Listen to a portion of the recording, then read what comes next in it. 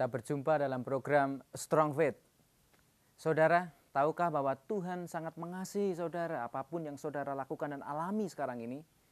Tuhan ingin mencurahkan kasih-Nya yang sempurna kepada saudara. Namun hakikat Allah yang kudus menuntut saudara juga harus kudus di hadapannya. Dosa tidak mendapat tempat di mata Allah.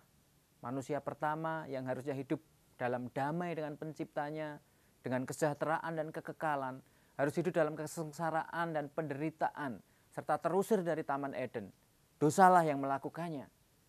Dosa menyerahkan bangsa-bangsa ke seluruh penjuru dunia, meluluh lantakkan bumi beserta isinya dengan air bah, menghancurkan kota Sodom dan Gomora beserta seluruh penduduknya dengan hujan api dan belerang. Perang saudara yang berkepanjangan terjadi dari generasi ke generasi. Kerajaan melawan kerajaan, bangsa melawan bangsa, keluarga melawan keluarga, pembunuhan, kekerasan, kejahatan seksual, bahkan kemiskinan dan sakit penyakit. Semua itu karena dosalah penyebabnya. Dosa adalah pemisah antara Tuhan dengan kita. Dosa adalah penghancur kehidupan rumah tangga, pembawa kecelakaan, kekhawatiran dan ketakutan, penyebab kegagalan, penderitaan dan kemiskinan, bahkan sakit penyakit. Kebanyakan dari semua itu terjadi karena dosa. Keadilan Tuhan mengharuskan bahwa dosa harus dihukum. Siapa yang berdosa, ia harus menanggung hukumannya. Itulah keadilan Tuhan. Tetapi kasih Allah memberikan pengampunan dosa kepada kita. Kasih Allah sesungguhnya memungkinkan untuk meniadakan hukuman. Untuk itulah Yesus harus datang ke dunia, menjadi manusia dan mau menderita, disiksa, difitnah, diadili, disalibkan, dan mati di atas kayu salib. Kasih-Nya membuka terjadinya pengampunan dosa. Oleh karena itu dituliskan dalam Matius 4 ayat yang ke-7, Yesus memberitakan, bertobatlah sebab kerajaan surga sudah dekat.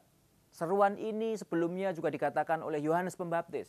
Dan saat ini Tuhan mengatakan kepada saudara, bertobatlah.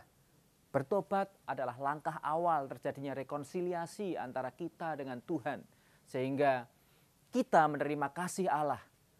Banyak orang yang mengakui dosanya, tetapi sedikit orang yang mau bertobat, berhenti dari berbuat dosa. Banyak orang ingin terbebas dari masalah dan bebas dari sakit penyakit. Tapi mereka tidak mau melakukan langkah awal menuju kebebasan itu, yaitu bertobat. Jika hari ini saudara mengalami hari-hari yang buruk, masalah yang berkepanjangan, penderitaan yang seolah tiada berakhir, tekanan hidup yang berat, hidup selalu berkekurangan, sakit yang kronis dan tidak kunjung sembuh, ingatlah bahwa ada jalan keluar di dalam Yesus. Karena kasih-Nya kepada saudara, Tuhan rindu memulihkan dan menyembuhkan saudara.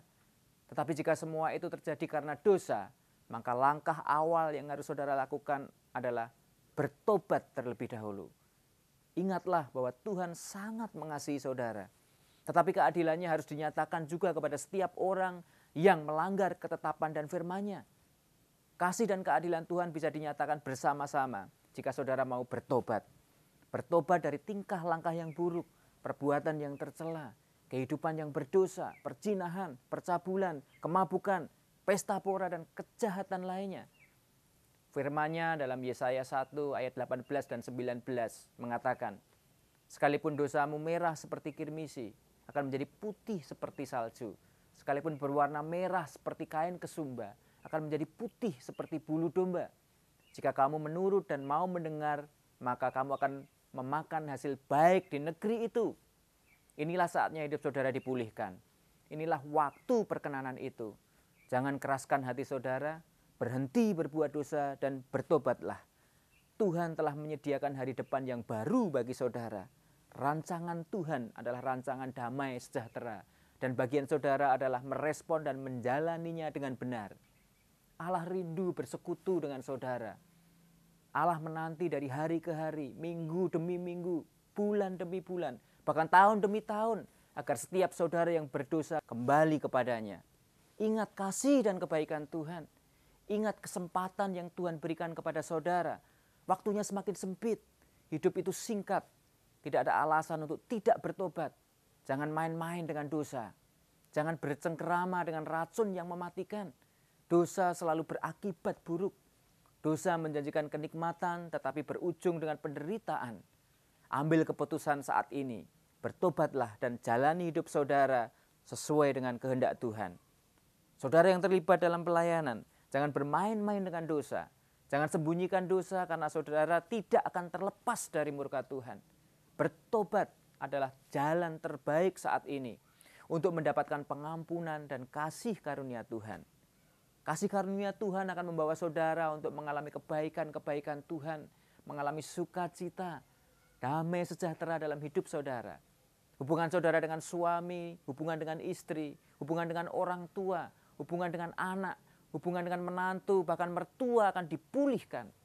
Segala bentuk hubungan yang rusak pasti dipulihkan. Bahkan sakit penyakit apapun pasti disembuhkan. Bertobat dan terimalah pengampunan Tuhan. Terimalah juga pemulihan dan kesembuhan di dalam Tuhan. Mulai sekarang, jalani hari-hari saudara bersama Tuhan. Hiduplah dalam kekudusan dan persekutuan dalam Tuhan. Akhirnya, hendaklah kamu kuat dalam kekuatan kuasa-Nya. Have a strong faith. God bless you.